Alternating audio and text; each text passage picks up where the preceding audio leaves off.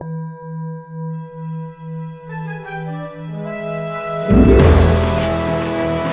Radical Secular Podcast, a demand for justice, equality, and rational public policy.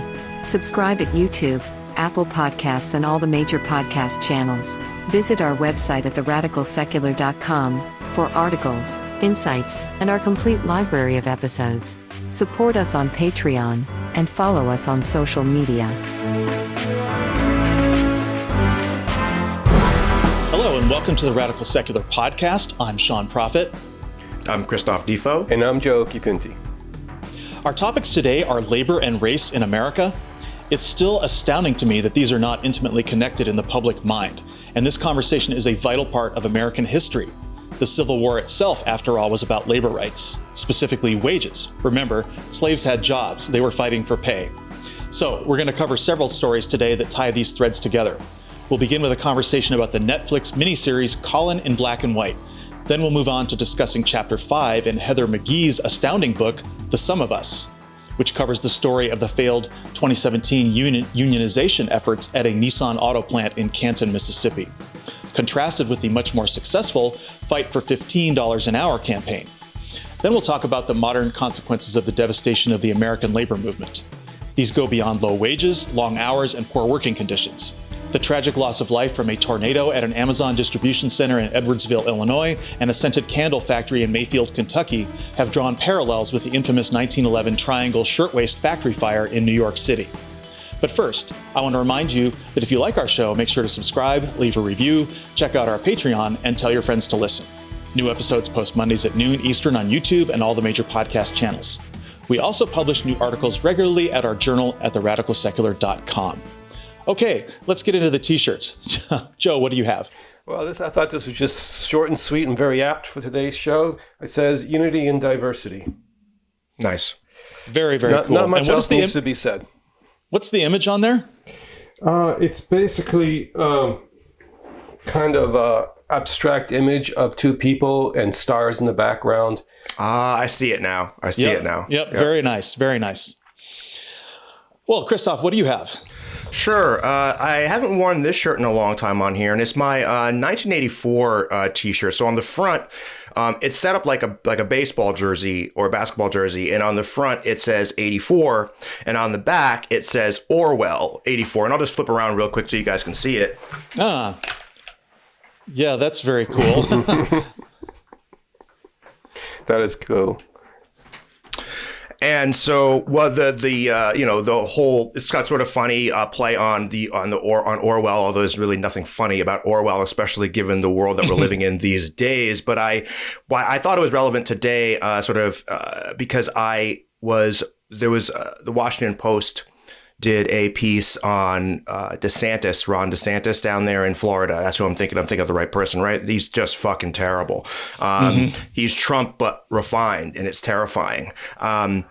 But they did a piece on him and how he used in his speech Martin Luther King. This is often invoked by the right. It's so deeply offensive to hear something that coming out of this guy's mouth. And it's like, oh, judge by the content of our character, not the color of our skin. They always cherry pick that one, right? They always because he also said a riot is the language of the unheard. Right. But they don't talk about that part. No. Right. They don't talk about the labor rights part, which we're going to talk about today. And so Martin Luther King, an unknown part of Martin Luther King's legacy, or less known, is definitely his commitment to labor, to labor rights and Marxism to some extent even. So anyway, I'm wearing this shirt today because watching Republicans use that language feels very Orwellian to me. Right. It's like, oh, my God, you are using the language of justice and you're twisting it for power. And so that's what I was thinking about when I pulled on this shirt today. Yeah. It also jives with the sports thing, right? We call Collins. Yeah, totally. Yeah. Totally. Exactly. I actually thought when I first saw that it might have been Kaepernick's number or something like that. Yeah. I have a Kaepernick jersey, a shirt as well. And I was thinking maybe it's like one of those things like don't wear the band shirt to the concert, right? You know what I mean? It's like I'm like, this will go right after it, right? Like, you know.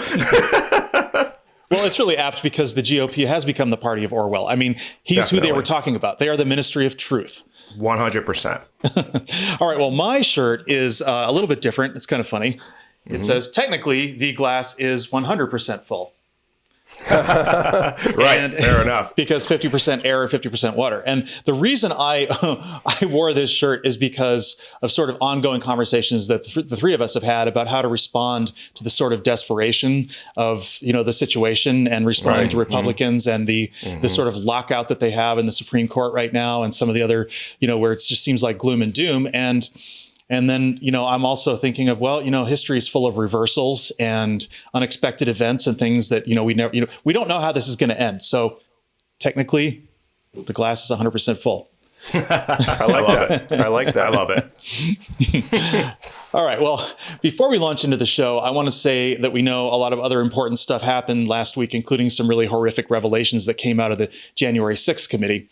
We could talk about Fox News and their complicity with the insurrection, Tucker Carlson going full Russian state television about Ukraine, and the Succession finale, Elon Musk, and the very problematic decision by Time Magazine to name him Person of the Year. But we're not going to talk about any of that stuff today. This is also going to be our last show of 2021, so we want to give you something substantive to chew on until January.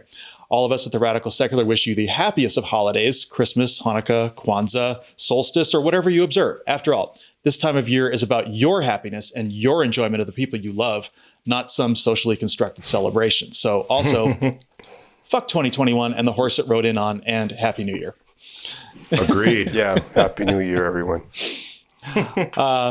Okay, well, the story of Colin Kaepernick is so incredibly relevant to everything that's wrong with America today, with race, with class, with labor, with culture, with privilege. Took me a while to get around to watching this 6-part Netflix series, which was released in October, but boy, was it worth the wait.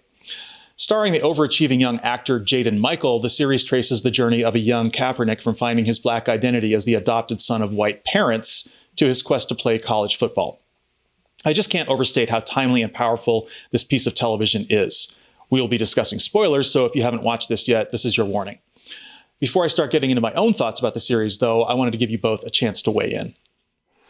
Yeah, I appreciate that, Sean, and I will weigh in. And that is one of those sort of things that popped right into my head immediately when you suggested this show was just how much I identified with it. It felt very, very close to home in so many ways. And I almost watched it accidentally because my wife was watching it.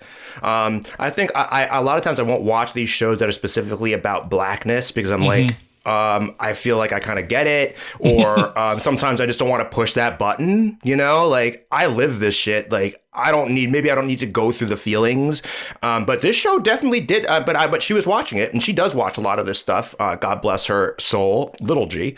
But she watched this sort of stuff, and I was watching, and there was so many levels in which it was powerful. The microaggressions, right? That is definitely the modern face of racist experience. It's not someone yelling the N-word, although that does happen. That rarely happens. It's much more this sort of thing. I thought that with the most fascinating element of it for me, though, one of the most fascinating elements, and I think we're going to talk about this more, is that his parents are well-intentioned. Right? Mm-hmm. They're really nice people. They're amazing parents in so many ways. Parents that I would be jealous to have, frankly, in many, many ways. They're great. But they also do not get blackness. They don't get what he is going through. And it just really brings up the complexity of these relationships that I personally have had with white people, right? I mean, most of my entire life has been around white people. And practically every white person I know has one time or another said something that was at borderline that made me feel X, Y, and Z. And a lot of times I won't react or respond to that sort of thing because it's just not worth it. It's like, it's not a big deal. And I could be very sensitive about this sort of stuff. But it does bring up this topic of the complexity of individuals, right? Someone who's great and can still hurt me, right? Or be ignorant of certain issues. So I thought that they did a great job of highlighting that little wrinkle. And just a great show, great episode, great series of episodes all around. I'm glad we're going to talk more about it. Yeah. Well, I honestly haven't finished watching the series. I started watching it to prepare for this show, and I find myself kind of moved by it. It is not your typical TV show. It's not really a documentary. It's not really it's kind of just a telling, it's a telling of what it's like for Black Americans to live in this culture and the kind of things that they need to go through, the kind of deeply emotional struggles, and the thing is, like, how else as a white man am I going to really, build my empathy without this kind of art, And I think what's important about art, and this I think is very artful in that way, is that art is meant to be difficult in many ways. That's what makes the difference in crafts, right? Art is supposed to convey deep emotions. It's supposed to make you feel, and sometimes feel uncomfortable things. And I love the show so far. I'm really actually quite attached to the protagonist. I'm rooting for him because he's such a likable figure, And at the same time, you really get to feel his conflicts, his tension, his disappointment with life. I mean, here's a young man who is realizing that the world is fucked up for him and people like him, and he's realizing this in front of our eyes. And I'm like, wow. And then having a young, a son myself, I can see that realization is a hard one. It's a painful one. And, and I feel for it, and I'm sure we'll say more, but I think I'll just leave it at that. Well, it's tough enough just growing up, period. Yeah. And we've discussed this before. Right. And I was thinking back to the comments you made on the show where we interviewed Scott Paul, and I thought that this is all like, it's all part of this same kind of experience that white people need to understand. And like you mentioned, the parents, they were dedicated as hell, but really ill-equipped to understand the special needs of a Black or multiracial child. And that's because of the ignorance in general that white people have of these struggles. And that's precisely why we need to study the history. It's why we need difficult art, like you're mentioning, Joe. And, it's clear that without his parents' help, Kaepernick never would have made it into college football or professional football.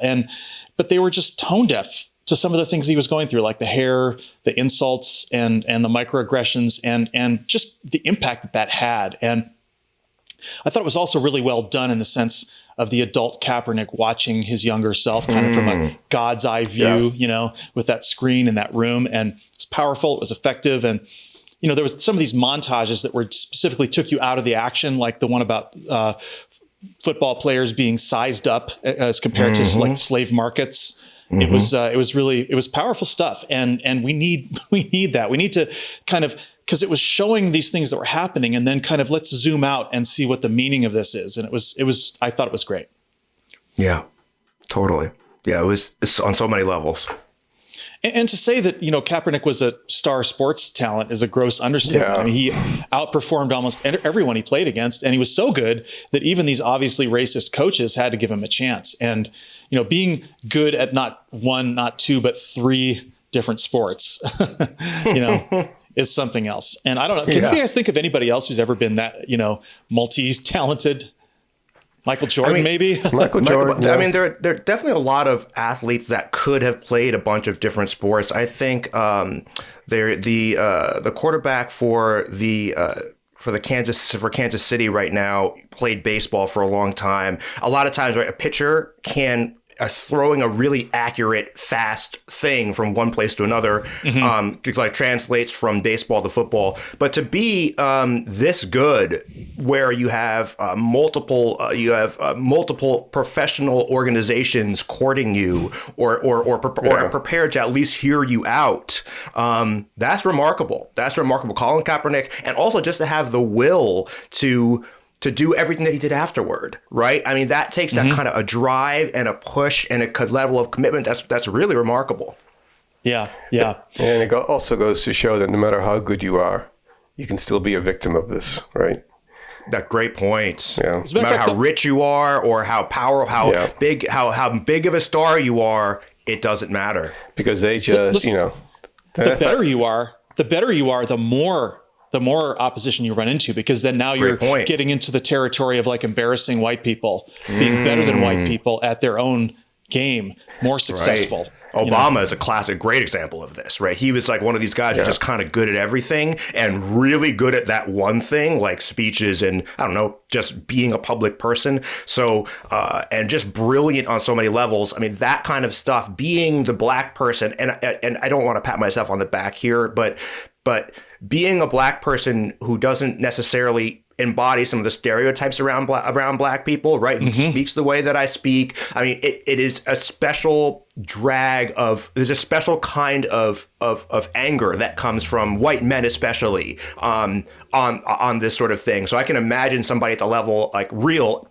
professionals and athletes like an Obama or like a Kaepernick, the kind of just magnets for this stuff, like you're saying. Well, and I mean, like a young black man wanting to be a quarterback is like breaking all of these stereotypes against people of color, against African Americans, that they can't be leaders, they are not intelligent, all this stuff, because that's, the quarterback is kind of the centerpiece, the leadership of the team. Oh yeah, big time. And it's very emblematic. I mean, it's the same thing in the way of being a politician. Right, like Barack Obama broke that sort of glass ceiling, and it's been the same problem, Well, look at what's happening. I mean, look at the way that Mahomes or Tom Brady are treated, and Kaepernick can't even play. So yeah, exactly. Yeah, unbelievable.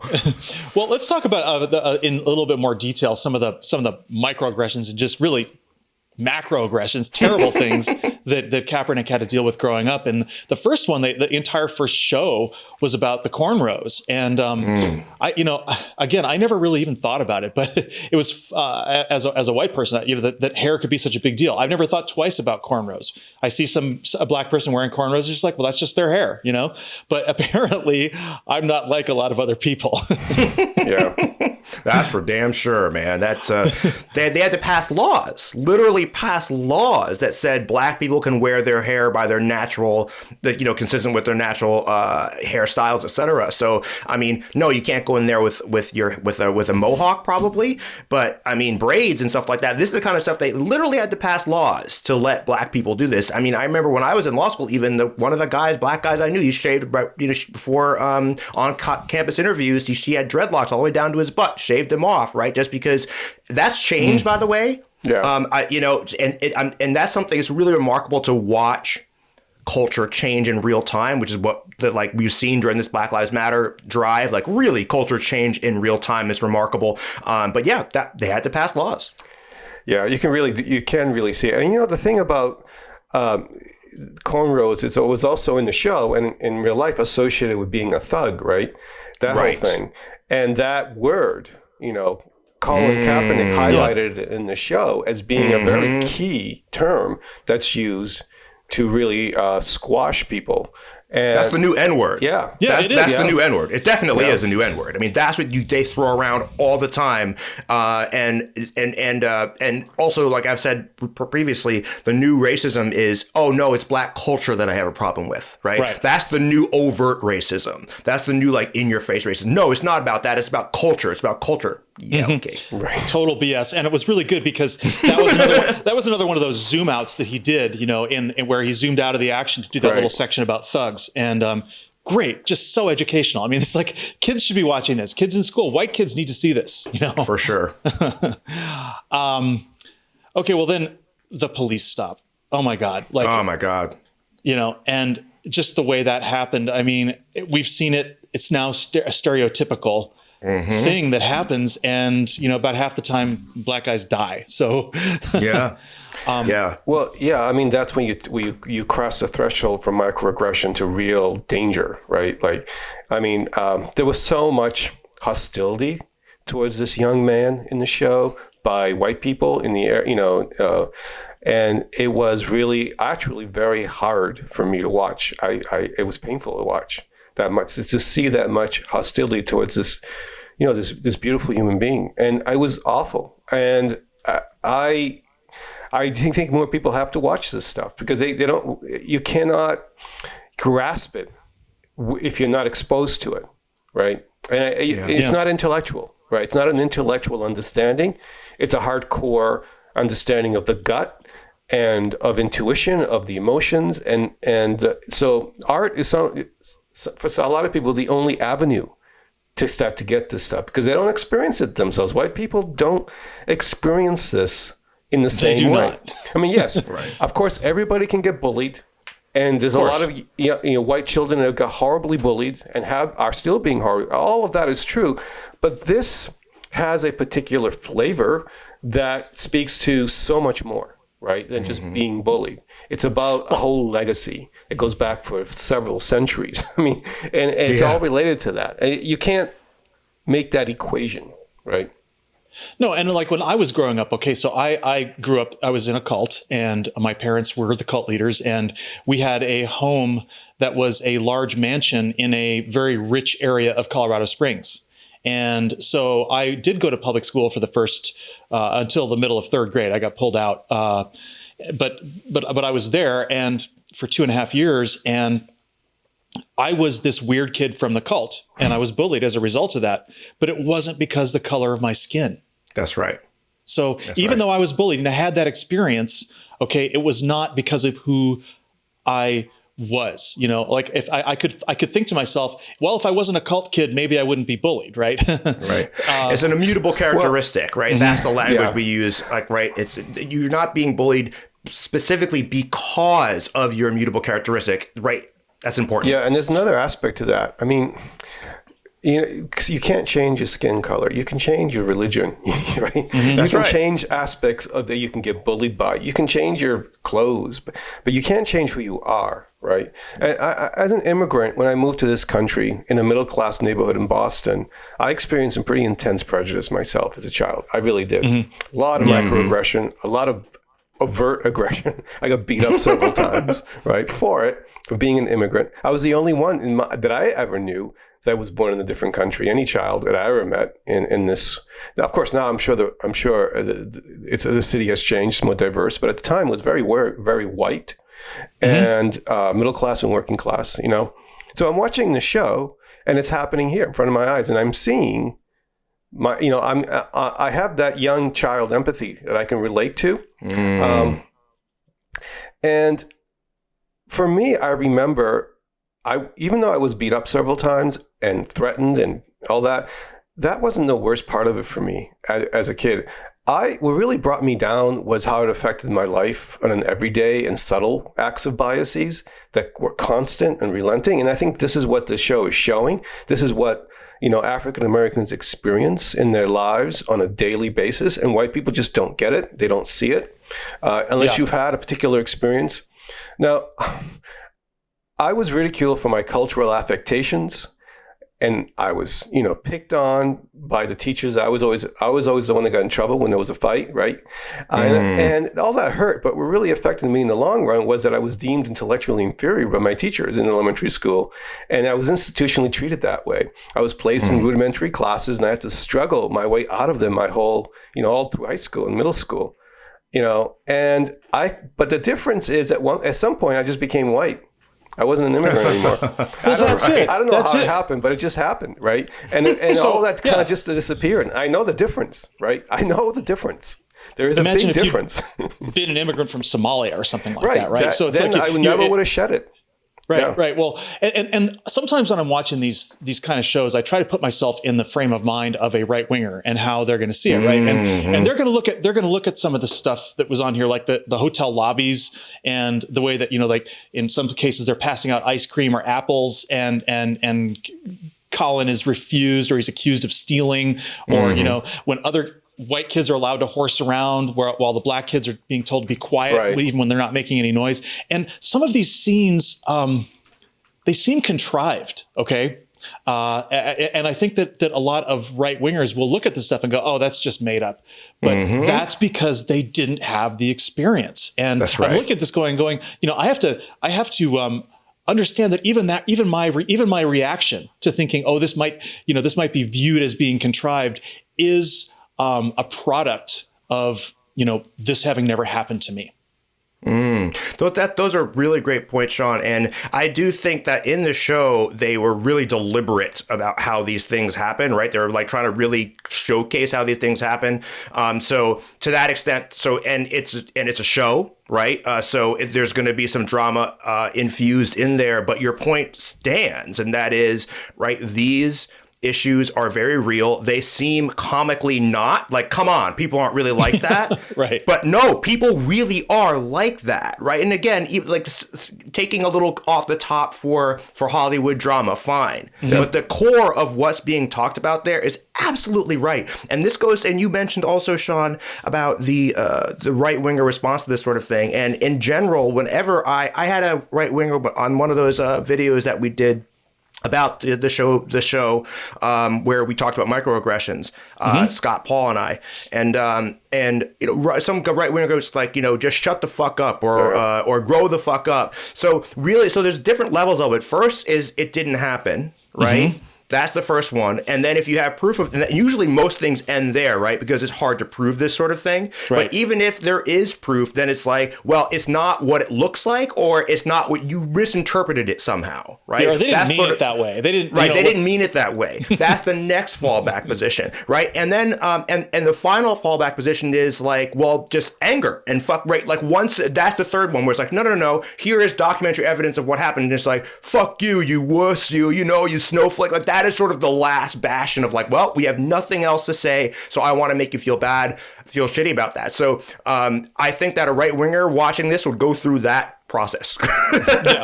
Yeah. And especially so like the elevator scene, right? And I think they really, between the police stop and the elevator scene, they really, really showed how a young black boy of maybe 10 or 11, who's seen as non-threatening and a cute kid, turns into the scary black man in just a couple of years overnight. And what kind of a number do you think that does on a kid's psyche?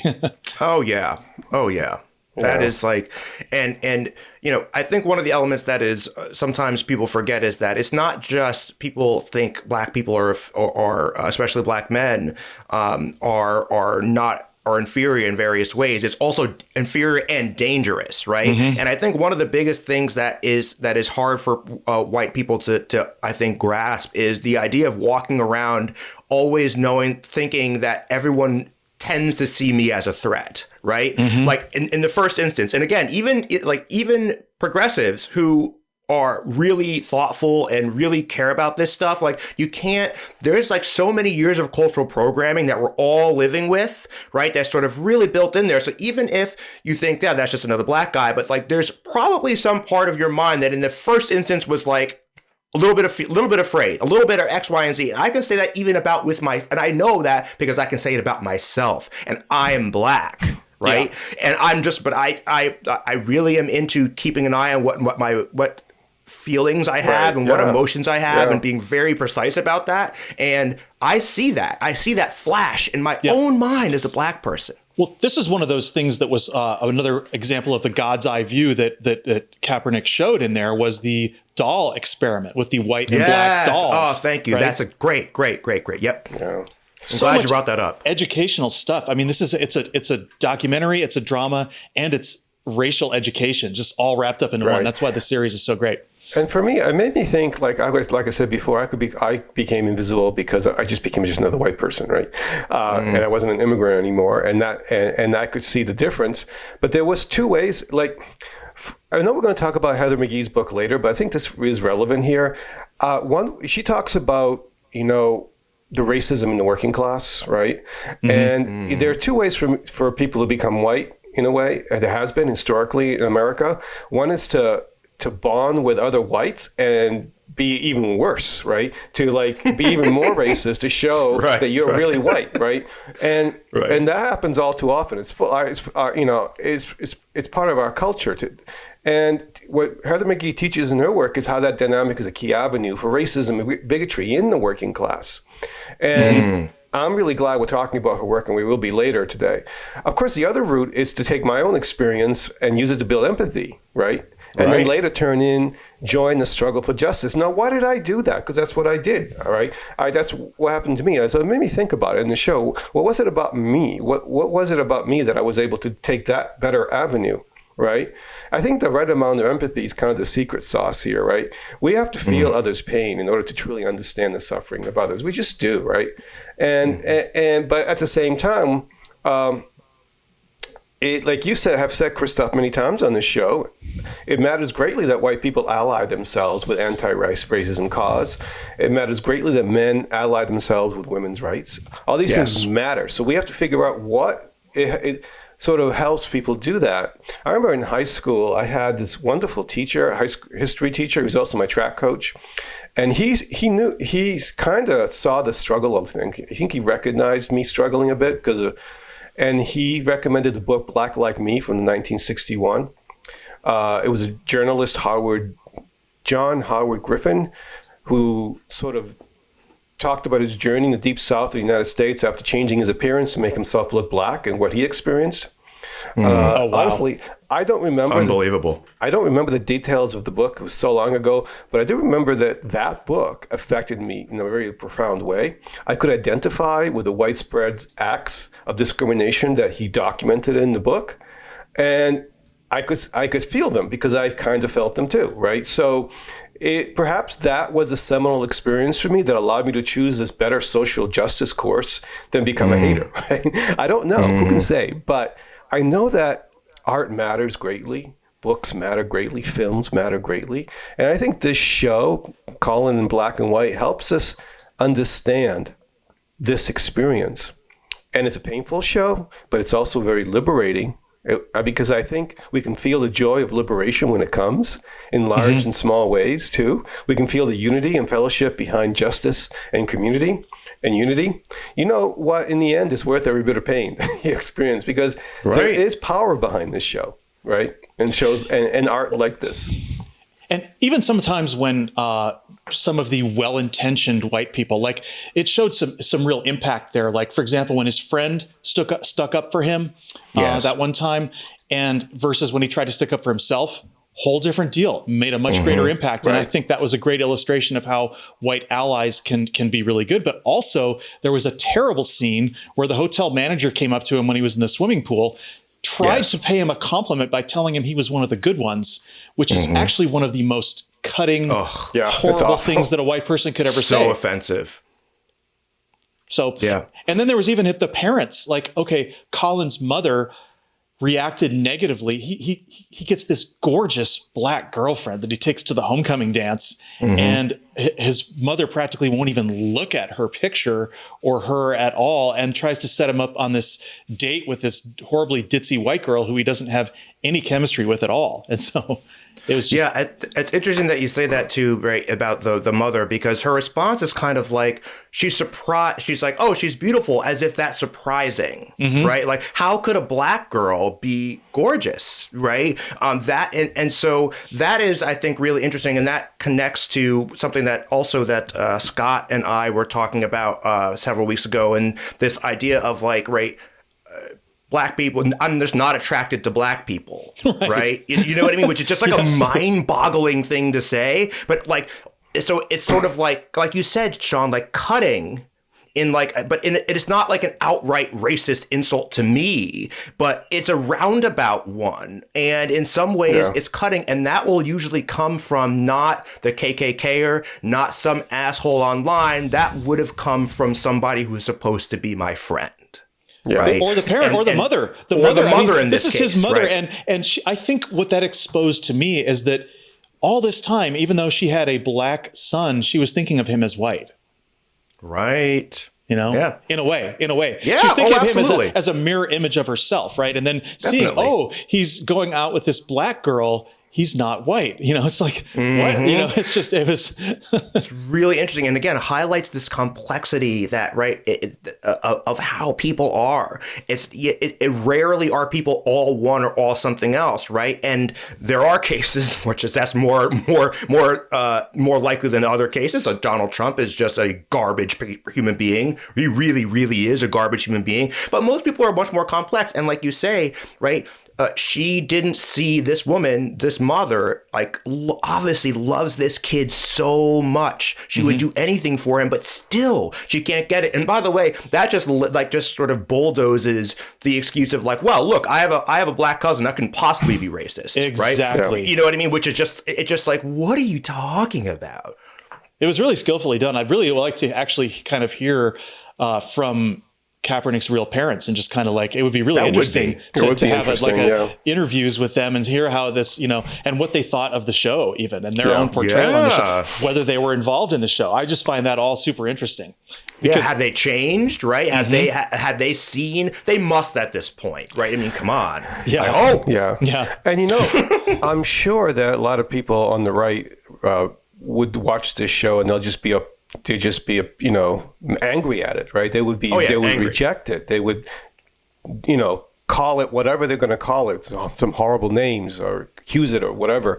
But they can't, it's even beyond that because what we have seen is that even positive depictions of people of color get ragged on by the right, right? Like you see, for example, in Star Wars or in on Star Trek, right? When you have good, when Hollywood is trying to show positive depictions of people that have been marginalized, that try to break through the stereotypes. A black man can be a leader, can be intelligent, like Benjamin Sisko, right, in Deep Space Nine, right? That's a bad thing for them, right? That's like definitely. That's like catering to political correctness or whatever it might be. And by the way, guys, Discovery has some really cool depictions of diversity and different people in that show. I don't know if you guys have been following it. Oh my really God. Interesting. They've gone. I haven't watched it. I haven't watched the new episode. They've gone to the next level with it. Honestly. Oh, nice. I just watched it last night. It's episode 5. Amazing. It's all amazing. Anyway, incredible. But I wanted to pick up on what you said, though, because we talked about this at the end of our last show, just talking about that horrible Christian, the national conservatives and their idea of the American nation as a nation of white culture. And anything that shows unity is just fatal to that project. And so they hate it. And I want to bring this discussion home, just to really talk about the aftermath and with Kaepernick. And after he did end up going, playing college ball and getting into the NFL, he took a knee during the playing of the national anthem in 2016. He sure did. he took a knee. And that helped jumpstart the national movement for Black Lives Matter. And as it turned out, he has not played professional football since 2017. And this had a lot to do probably with former President Donald Trump famously calling for any football players who take a knee to be fired. And of course, Kaepernick filed a grievance against the NFL, which he withdrew in 2019 after an undisclosed settlement. So he probably cashed out pretty good, and I'm glad he did. Yeah, sure. But it really is a labor dispute with grave implications for freedom of expression. And a former star player has now been locked out of his lifelong passion for over 4 years, the prime of his life, for expressing his political views. And so it's not clear that Kaepernick will ever get to play professional football again. And that's a sad end to this story. So before we move on to talking about the UAW and organized labor and our next section, I wanted to get everyone's read on, that sort of bad ending to the story. It's a shitty ending, Sean, but also, right, and he will go down as a civil rights icon. I believe that. True. And that, in a lot of ways, is a W. And, he knew when he took that knee that this was the storm that was coming, right? I mean, he had to have known that. And that kind of sacrifice, frankly, is remarkable. It's remarkable. So there's always going to be people who are going to twist twist this into twist the history to make him out to be something that he was not, say, with like the Martin Luther King sort of thing with Ron DeSantis. But I think that his legacy ultimately, especially as hopefully the world becomes increasingly more open on race. I mean, I think we're living through a change that, like you said, Sean, he was the catalyst for, and that so his legacy, I think, will be a good one. Mm-hmm. Well, he's doing the show, and he's doing things, and he's advocating, he's speaking out, he's an activist, right? And he's making a difference. And my guess would be that he's really proud of that and happy about that, even though he's not playing football. And it is the sacrifice that he had to make for a greater cause. And I think he's probably at peace with it, I would guess, even though, he is an incredibly talented individual in the prime of his life. He could have, had maybe another decade of incredible football, and it was all taken away. It was taken away from everybody else too, because, Well, I'll tell you what, I mean, I'm not a big football fan, but if Colin Kaepernick ever made it into the Super Bowl and won a Super Bowl, that would be I feel like I died and gone to heaven. I'll tell you. I know, right? Totally. All right, well, let's start our next section, which is on The Sum of Us, Chapter 5, No One Fights Alone. And I want to give another plug here for the book, The Sum of Us by Heather McGhee. I can't say enough good things about it. It's up there on our radical secular source material bookshelf with other classics like The Reactionary Mind, Black Reconstruction in America, and The 48 Laws of Power. In the book, Heather McGhee documents how much white Americans have been hurt as a group by their own multi-generational addiction to racism as a way of life and their failure to understand both the history and privilege that they've experienced, and how this ignorance is weaponized against them by both politicians and the wealthy. And so I just want to outline a little bit overall the kind of arc of her book. In Chapter 1, she covers the zero-sum hierarchy. In Chapter 2, called Racism Drained the Pool, she discusses why many municipalities no longer have public swimming pools, which is that following civil rights legislation, many towns across America actually drained and closed their pools rather than share them with Black people. Can you even imagine? Yeah. In Chapter 3, titled Going Without, she covers the attacks on American public education through the lens of the reaction to desegregation. And by going without, she means going without school altogether, as some white people did in Virginia and other places. Chapter 4 is called Ignoring the Canary. She tells the story of how all American homeowners were put at high risk of fraud by large financial institutions in the run-up to the 2008 financial crisis. The techniques she discussed had already been tried out on Black homeowners for years with disastrous results, including mass foreclosures. Because our law enforcement agencies and financial regulators didn't care enough about the victimization of Black homeowners, banks expanded these tactics to the broader market. The entire housing crash and subprime loan implosion and the collapse of multiple American financial institutions could have been avoided had we paid attention to the economic racism being practiced against our Black brothers and sisters. The staggering cost, which was trillions, maybe even tens of trillions of dollars in losses for Americans, should outrage all of us. So later chapters in the book cover problems with voting rights, urban housing segregation, environmental racism, the role of racism denial, and the final chapter, the solidarity dividend white people stand to enjoy if they change their behavior. So the whole book is really electric and timely, and we're going to focus today on Chapter 5 about the labor movement. The title of the chapter is No One Fights Alone, and we need to pay attention. Every white American worker needs to be aware of the price they're paying in lost wages and terrible working conditions, frankly, based on their repeated failure to embrace solidarity with Black workers. So before we get started on that, Christoph, any initial comments? Yeah, I'm really glad that we're making this connection today between the economic element of racism and the non-economic element of racism. I want to just read this tweet and that I posted on the Radical Secular Instagram, and it says and it's not the spelling and stuff is not great. The grammar is not great, but bear with me. A huge failure in how my generation learned about racism was as a feeling or an idea, and not primarily as a means to create and maintain wealth. And I think that is so important. That it really connects with W.E.B. Du Bois's take on this. This really dovetails with MLK's, Martin Luther King's take on this, is that when anyone who thinks about this deeply you eventually get to the realization that, and the entire Civil War was because of money. I always say capitalism poisons everything. And this is a great point. And I think, again, getting away from this idea of racism as a feeling that people have and thinking about it as a system designed to extract resources from white and black people by turning white people against black people. Like, that's the whole fucking thing. Right. Absolutely. Yeah. Good point.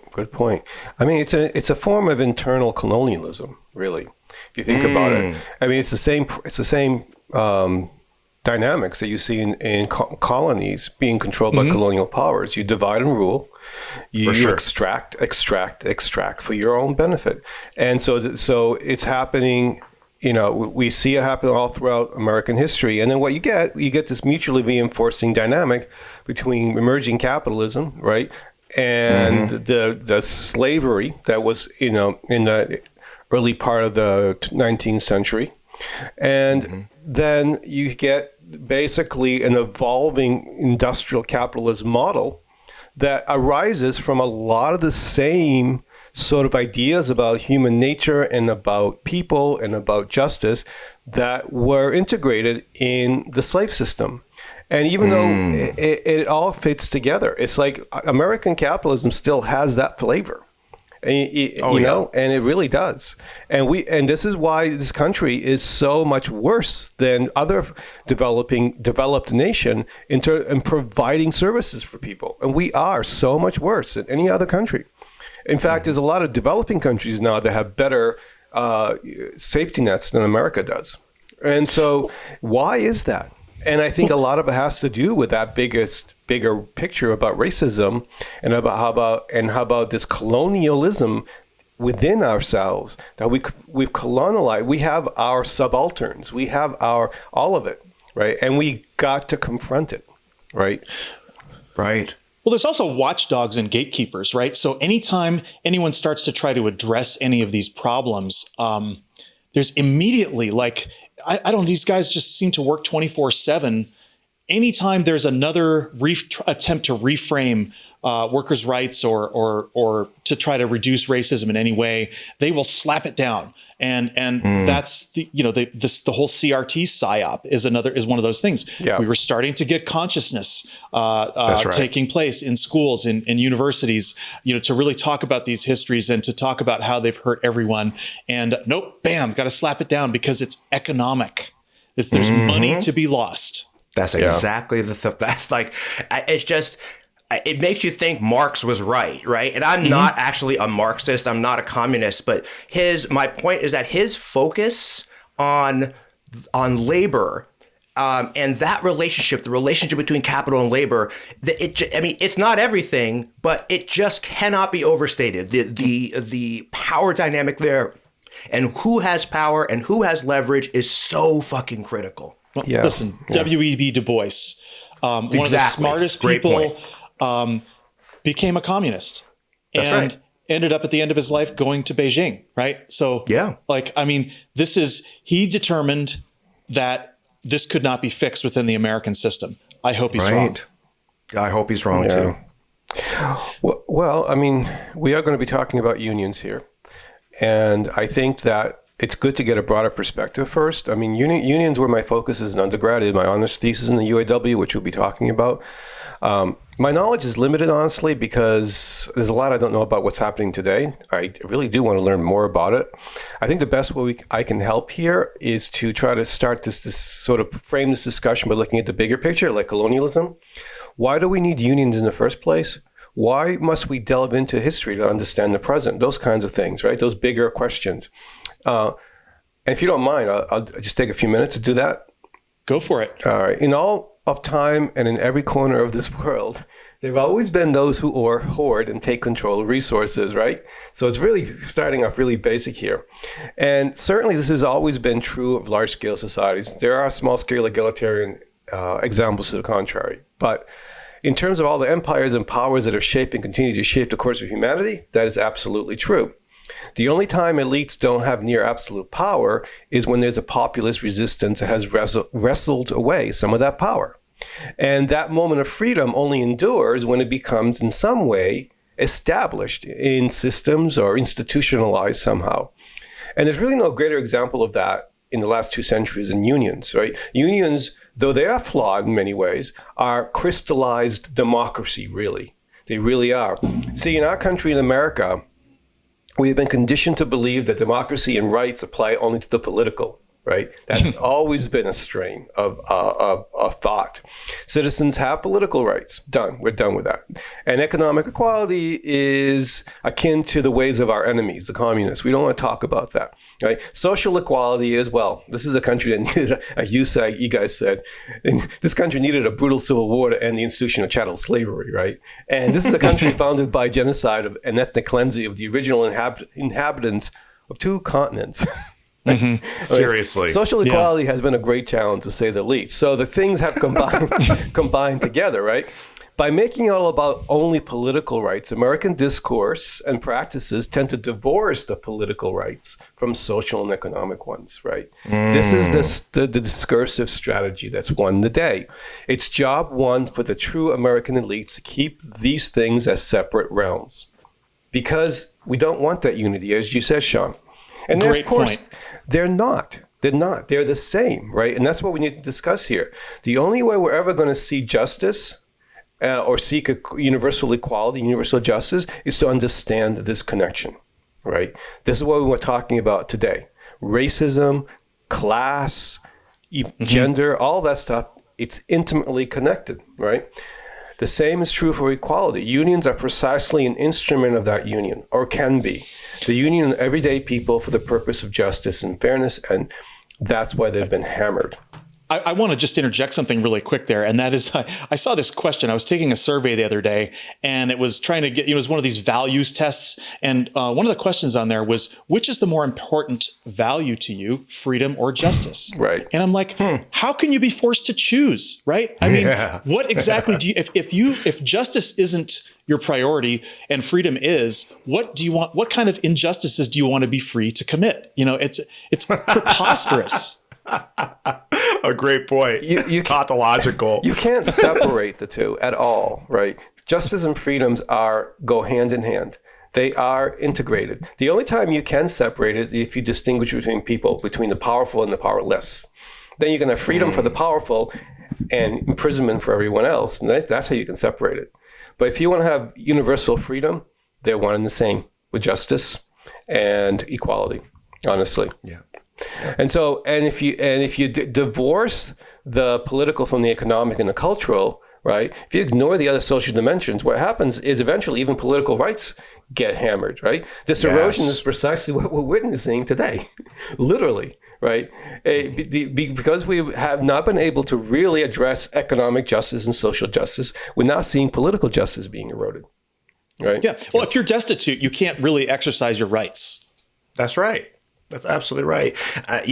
How free are you if you can't feed your family, or you are dealing with housing insecurity, right? Like, that's not fucking freedom, right? You're just in a different kind of prison. It is just like, and it always goes to this absolutist sort of deontological idea of freedom and liberty, right? Completely divorced as a virtue in and of itself, completely divorced from any practical implications. And the right, libertarians especially, but the right is, they love that kind of shit. Yeah, and then, Sean, you mentioned the critical race theory psyop. There's been a class psyop going on for 75 years, right? To actually eliminate the whole concept of class in the American mind. And it's been it was a Cold War and all that. And we're better now. I mean, I think people are more open to it. It's starting, that rigid hierarchy of thought is really starting to break up a little bit. But we have to rediscover the lost history of the American working class struggle, just like we have to rediscover the lost history of American civil rights struggle. Like, how we learn about all these atrocities and all of these, like what happened in Oklahoma, right? With Tulsa, right? Same shit happened with class struggle, really, in a lot of ways. There's a lot of atrocities. For sure. And they've been erased. The critical race theory, I think, really makes the right really scared, because it's not just a matter of the intellectuals talking about it. It's not just being talked about at the university level or at the high level. Real people, everyday people, we're starting to talk about this stuff. That's what really freaked them out, I think. Yeah. Solidarity freaks them out. Well, if we could do a brain dump into the entire, society of, Black Reconstruction in America, People's History of the United States, The Sum of Us. I mean, get some of these books just in there, right? Like and that's what we're trying to do today, by the way. We're trying to dump this into your brain, folks. Yeah. So that's right. Let's dive There's a lot in. to learn. I want to do just a quick review for those listeners who might not quite understand the significance of labor unions. The time of the highest post-war American middle-class prosperity between 1950 and 1980 was also a time of strong union participation, maybe about 40 to 45% of American workers. And let's review briefly what labor unions do. They represent workers and collectively bargain with employers for better wages, benefits, and working conditions. And they charge workers a small fee to cover their organizational expenses. Union leaders can also order a strike or work stoppage if talks with employers break down. For many decades, union workers elected Democrats, and Democrats protected union workers. That all started to change with the election of Republican President Ronald Reagan in 1980.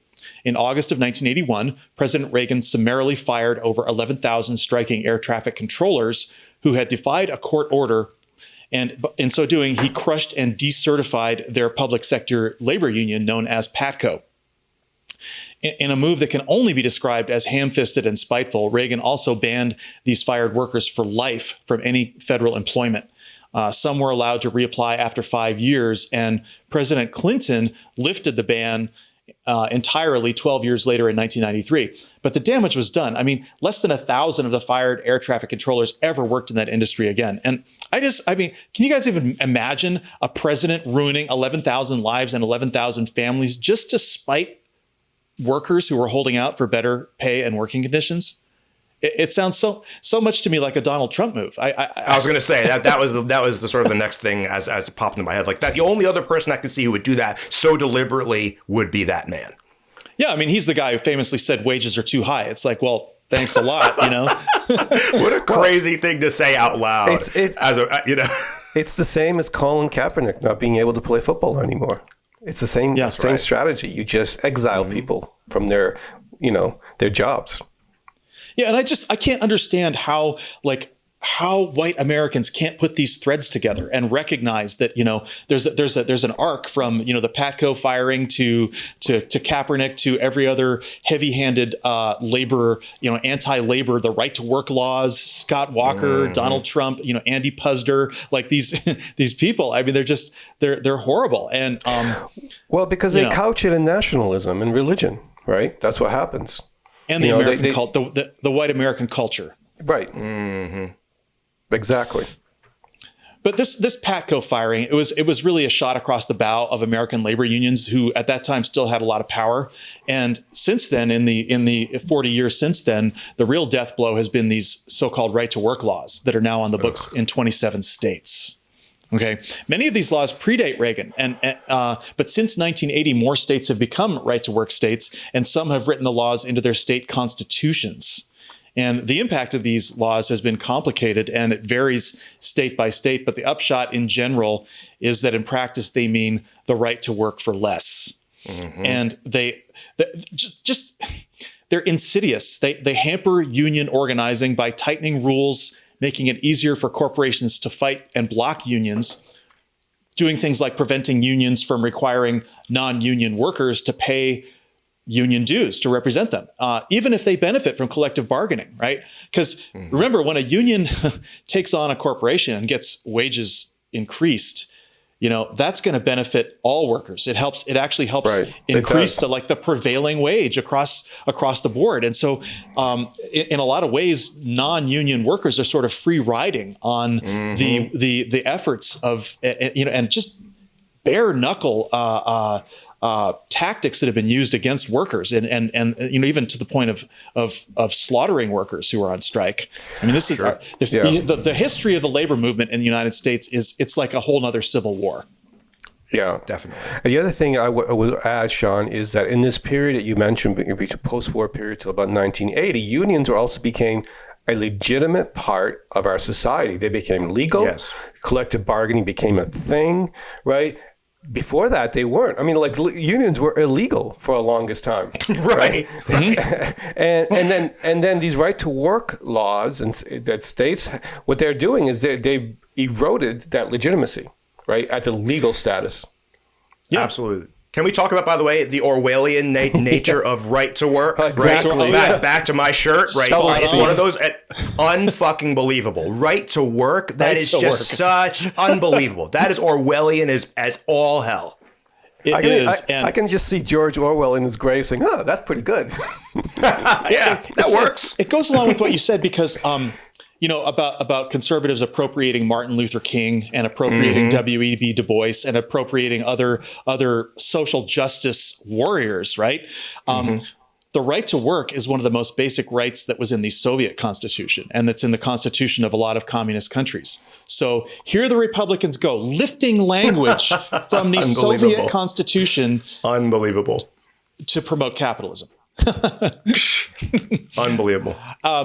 So the end result of this assault, has been that union membership has declined dramatically, and along with it, working class support for the Democratic Party. And this is a super important thing to understand. The so-called white working class has been trending more Republican for many years. And it's so funny. They're just running into the arms of the monster. It's incredible. Yeah. It's remarkable. Well, it's a whole Southern strategy thing, right?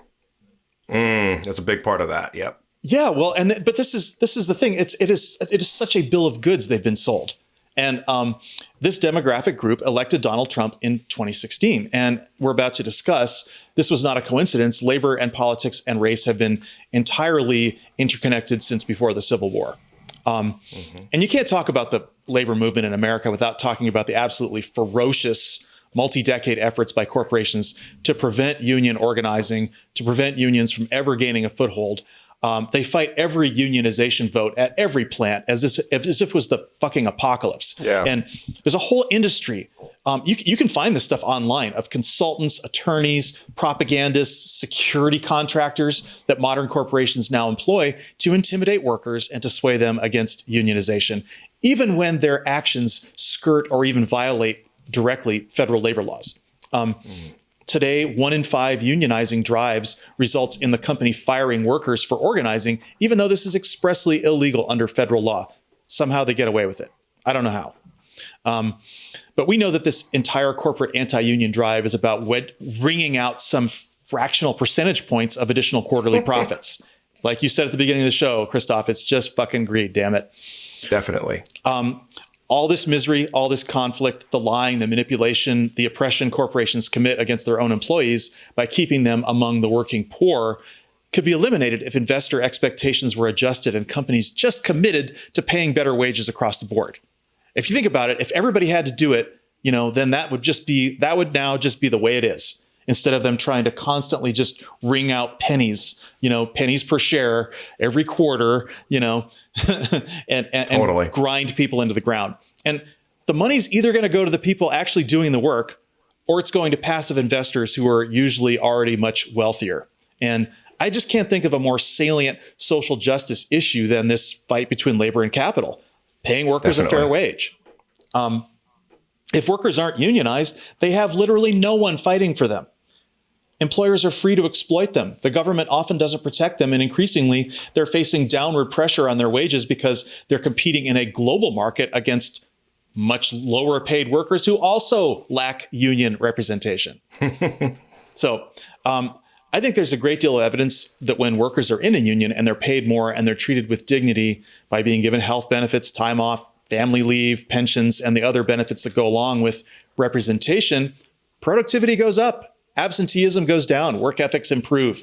Instead of seeing the employer as their enemy, workers are more likely to see themselves as associates or partners and think more creatively about how to do things better and even save their employer money.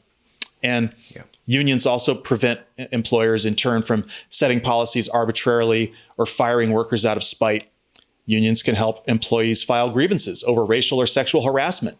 And most importantly, there are rules governing conduct by both sides, and the power relationship between employer and employee is kept in balance. Does anyone want to make any general comments here about labor unions or right to work laws?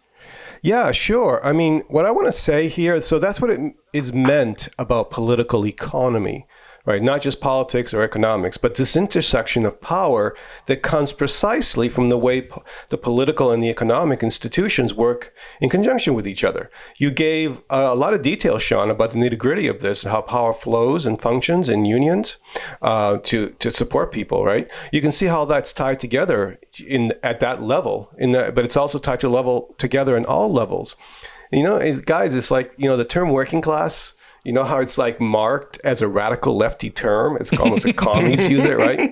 So that, not as much today. I think there's been a little bit of openness to it. But man, growing up, it's always, you mentioned the working class and you were just classified as one of those, right? Right. Yeah. So anyway, that's been the thing since the 1920s, right? That sort of trying to change the discourse through power and discourse, right? Controlling the narrative. And it has shaped the minds of Americans for a century.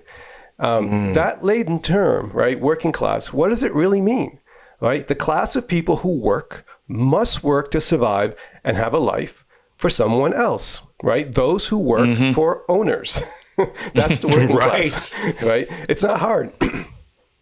So It's not. For what reason must we not talk about that distinction between owners and workers and wage earners, right? Well, it makes the owners feel bad. That's for one thing. Yeah, we the don't owners, want to the owners have to realize that they're not working. They're not the ones doing the work, right? Right. Yeah. So it's been a bullshit taboo distinction for like 75 years at least, right? So talking about it makes one an agitator, an outcast, a divider. Well, guess what? I'm going to talk about it. We're going to talk about it. We should be talking about it. Right. So like the GOP has gone down this extremist path of late. We talked about this ad infinitum in this show. Right. It's a path of engineered necessity. Right. And it gives primacy to corporate power. And there's a reason for that. Right. And that's not a new path. It's the way of history. Right. Elements of corporate power leverage the existing social cleavages in American society always to create fear and suspicion for the purpose of thwarting a united working class. That's it, right? The rest of the business world benefits, of course. It's only certain actors that do this in the corporate class, but the rest of the corporate class benefits, and they don't say much. They go along with it, right? And that's exactly the same dynamic with colonialism and with slavery, right? And with all control of people, right? Capitalism is doing the same stuff, but in a much more sophisticated way. Yes. So what's new in history is actually unions and civil rights. That's the new stuff, right? Corporate power merges with the ancient controlling hierarchies in order to divide and conquer, in other words.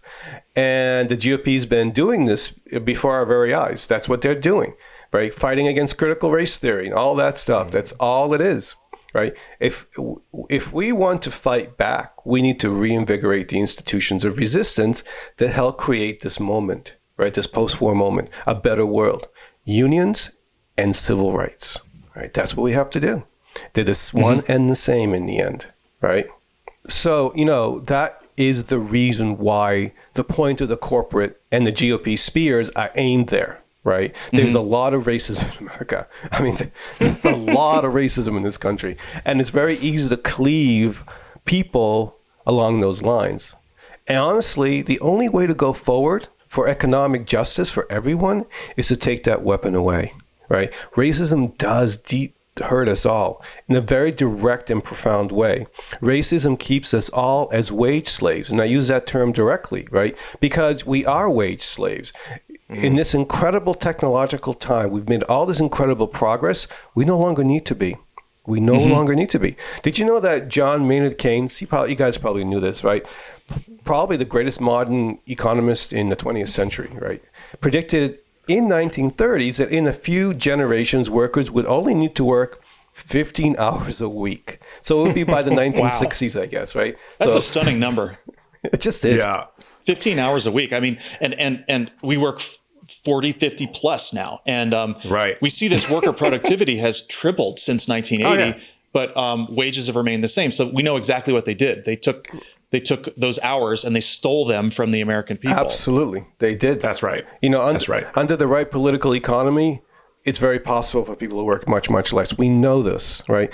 And we're entering this incredible revolutionary world, this technological world with these amazing achievements, great possibilities for human freedom, and we're doing so shackled and chained. right? Yeah. And it doesn't need to be this way.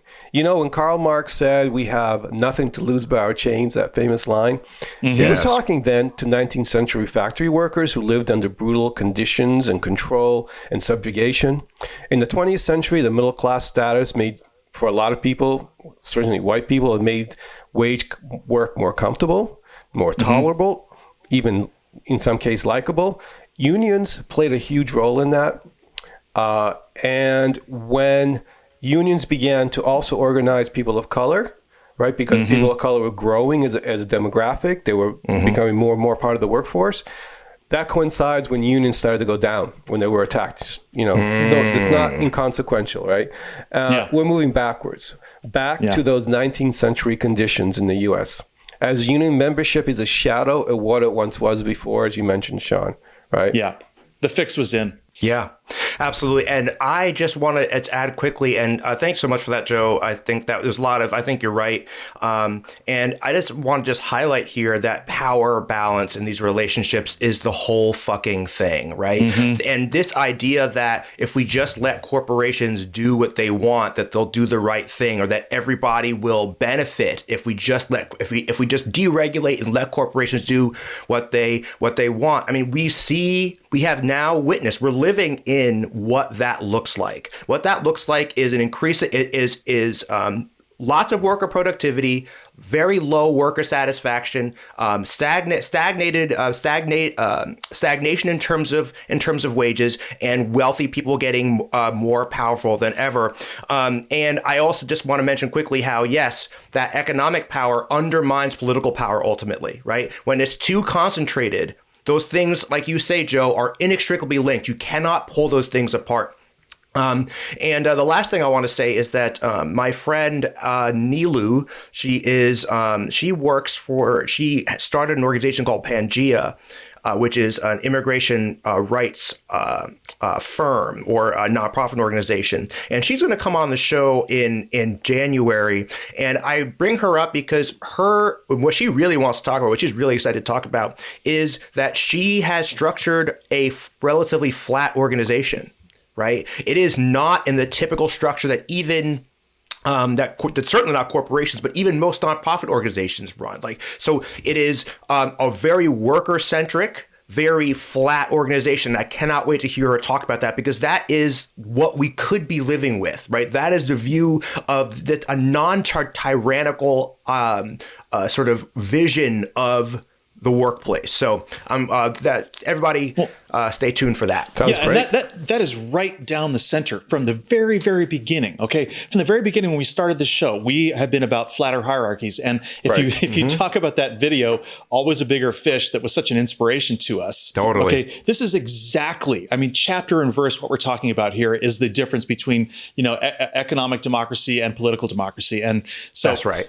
Let's get into it. I want to talk now about what happened at the Nissan plant, which is what Heather McGhee was based her chapter on. And the UAW had been working for 10 years to organize this Nissan factory in Canton, Mississippi, which, by the way, Mississippi is one of the lowest wage states in the country. In August of 2017, there was a crucial vote held that failed by 550 votes. And so Heather McGhee was keeping an eye on this because, she has her organization Demos, which is, very active. And so she visited the plant and talked to many of the workers involved. And she writes a really comprehensive postmortem about this catastrophic failure of employees to vote to raise their own wages and protect their interests. I mean, how can this happen, right? There's one word answer as to why the vote failed. We've been talking about it the whole show, and that is race. And she proved this claim systematically beyond the shadow of a doubt. And she also tells an abbreviated history of the overall racial disconnect in the labor movement, including quoting W.E.B. Du Bois extensively. You should all go read it because we don't have time here. We can't do this in an hour and a half show, really go into the comprehensive stuff that people need to know. We try. But with regard to the Canton Nissan plant, here's the facts. The corporation mounted a full court press of monkey wrenching and anti-union propaganda.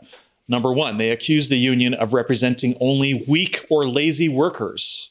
They said that good workers did not need a union to compete. Where have you heard this before? From libertarians, right? Right. They used degrading stereotypes about black workers and did everything they could to tie the UAW to exclusively workers of color. The subtext was that white workers could do better without the union. And in fact, white workers already had been given the better jobs at the plant that paid higher wages. So they knew exactly how to feather their nest here by kind of advancing the white workers just to forestall the threat that there would be a union. Okay. They played anti-union messages on constant rotation on video screens inside the plant, which as an employer, that's their right to do, right?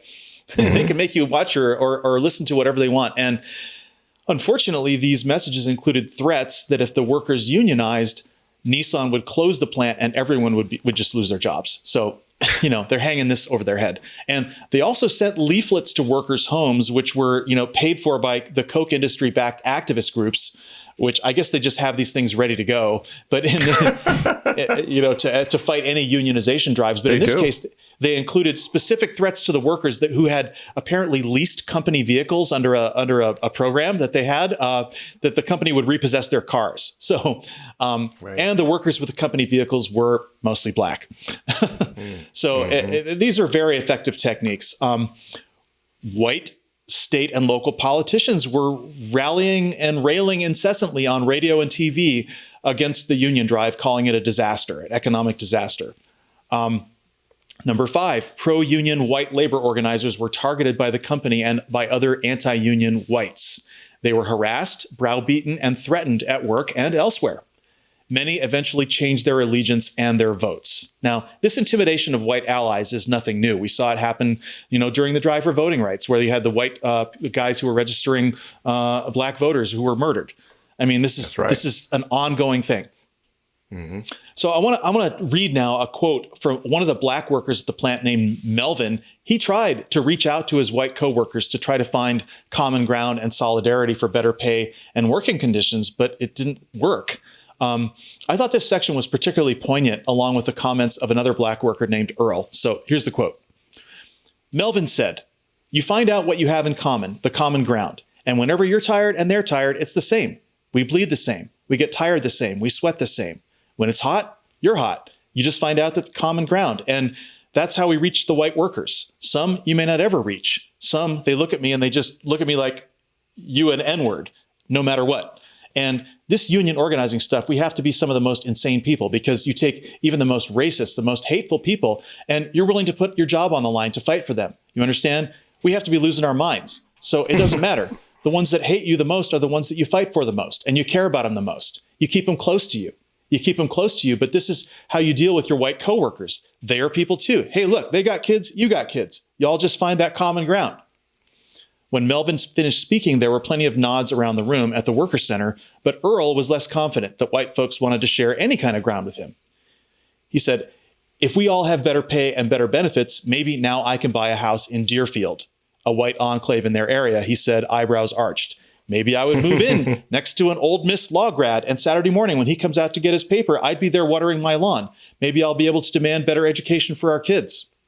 Earl knew the exact amount by which the governor had cut the education budget in the most recent session, mentioning it multiple times.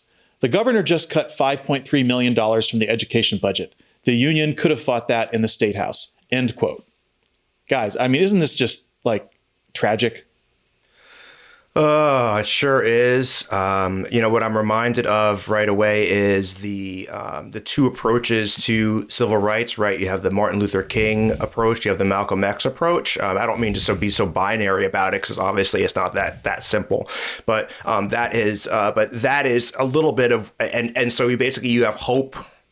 And an understanding, spoken to by Melvin here a little bit, and then you hear Earl sort of with more of a perhaps pessimistic perspective on it. And so that's sort of what pops into my head when I think about this stuff. But yeah, man, it's just absolutely tragic. And again, it goes back to what we've been talking about this whole time and with the concept of whiteness is a perfect example of this as well, which is just sort of like, if you're rich, and you want to control poor white people, just tell them they're just that much better than black people. And, and you'll have them eating out of your palm. Yeah. I mean, tragic. Yeah. fuck yeah, it's tragic. It's pathetic, right? It's the mother of all gaslighting, if you ask me. What's happened to the American working class? Why should so many people work so hard for so little when there is so much? When it really comes down to it, why should people in democracy give up their freedom when they step into the workplace? How is it in any way okay for 8 men to own as much as the poorest 3.6 billion people? It's insane. It's insane. When you put it that way in those terms, you're just like, what the actual fuck? And it's all been kind of naturalized, as if this was the way things must be. And that's why, guys, that's why when that tornado siren sounds and your boss tells you to stay put, you must do so to keep your family fed, right? Mm-hmm. And I think we're going to talk about that case a little bit later. The truth is, things don't need to be this way. They just don't. We can have a different political economy that's just and fair, or certainly better. There's nothing stopping us except the fact that our minds have been colonized by the idea it can never be that way. Yeah. Honestly, this is colonialism. It's internal colonialism, as I said earlier, in more ways than one. It's internal within the country, it's internal within our minds. The number one strategy of the colonists is divide and conquer, to colonize people by all means possible.